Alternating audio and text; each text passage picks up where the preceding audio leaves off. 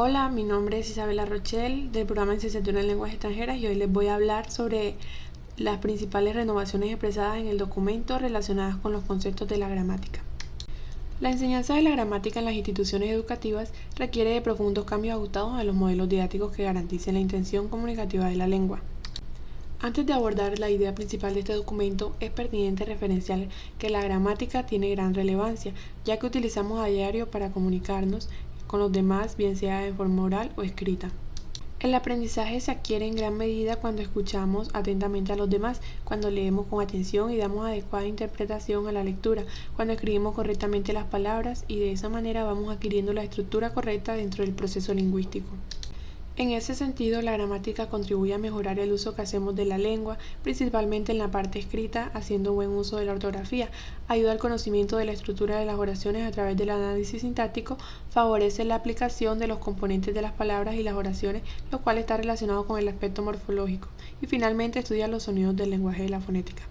Habiendo reafirmado la importancia de la gramática en el desarrollo de las competencias comunicativas, seguidamente procedo a hacer un análisis sobre el documento, el cual hace referencia a la necesidad e importancia de elaborar una propuesta renovada que permita a los estudiantes la optimización de sus habilidades como propósito fundamental de la enseñanza de la lengua. Los autores de este escrito hacen un recorrido histórico por el desarrollo de los aspectos gramaticales partiendo de un análisis de una gramática sincrónica, con una terminología tradicional y normativa combinada con una conceptualización contemporánea que permite observar el fenómeno evolutivo de la lingüística actual.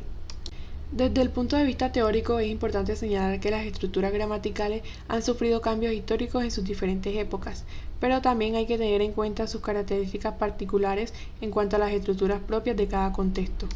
En ese sentido, la gramática puede presentar en sus manifestaciones concretas como el habla diferentes variedades debido a diferentes causas que se producen en el proceso de comunicación. Por ejemplo, la lengua cambia con el paso de los años, presenta varias geográficas debido a las distintas zonas geográficas donde se habla una lengua. De la misma forma, se debe tener en cuenta las variedades sociales que son las que se derivan de un deseo de uso perfecto o culto de la lengua, de un uso más elemental o coloquial, de la baja cultura del hablante o vulgar, de pertenecer a una profesión o a un grupo social determinado llamado jerga.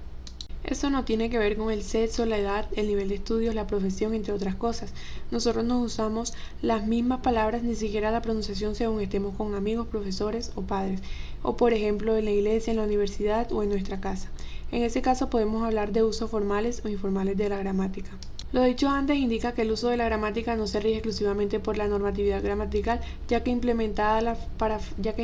para facilitar una mejor integración en los diferentes círculos lingüísticos que se manejan en los ámbitos de la sociedad. La nueva gramática combina el aspecto tradicional con los conceptos fundamentales de la investigación actual, hecho que permite el cruce de teorías y en ese sentido resulta más adecuada para su ejercitación. Para enfatizar sobre los objetivos de esta reflexión, haré referencia a los núcleos de aprendizaje prioritarios, los cuales están divididos en los 4 ejes fundamentales, relacionados con la comprensión y la producción oral, la lectura y la producción escrita, la literatura y la reflexión sobre la lengua en cuanto a un sistema, norma o uso de los textos. En este último eje se abordan directamente los contenidos de gramática, algunos de ellos se desprenden de cuestiones relativas a la estructura del texto, otros se enumeran sin relacionarse con una tipología textual en particular, atendiendo más que nada a la generalidad del contenido que resulta pertinente para todos los tipos de texto y son conocimientos necesarios para manejarse con la lengua en todos los procesos comunicativos. Con lo expresado anteriormente debe quedar claro que el rol del docente en el ejercicio de su labor de enseñanza será proponer problemas que le permitan al alumno cuestionar su saber para alcanzar el saber científico. Dicho de esta forma, el docente debe fundamentar su práctica pedagógica en los diferentes ciclos escolares atendiendo la estructura de la lengua estándar e incorporando variedades lingüísticas que van apareciendo en las formas expresivas de la gramática moderna. Con base en esto, dentro de los contenidos de la propuesta se trabajarán los ejes temáticos de tipo textual y sus diferentes características.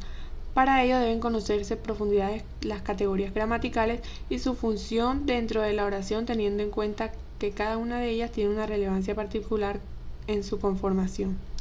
Asimismo, se puede agregar los contenidos asociados con la síntesis, resaltando que el análisis sintáctico es el que presenta un mayor nivel de complejidad para el docente en la lengua.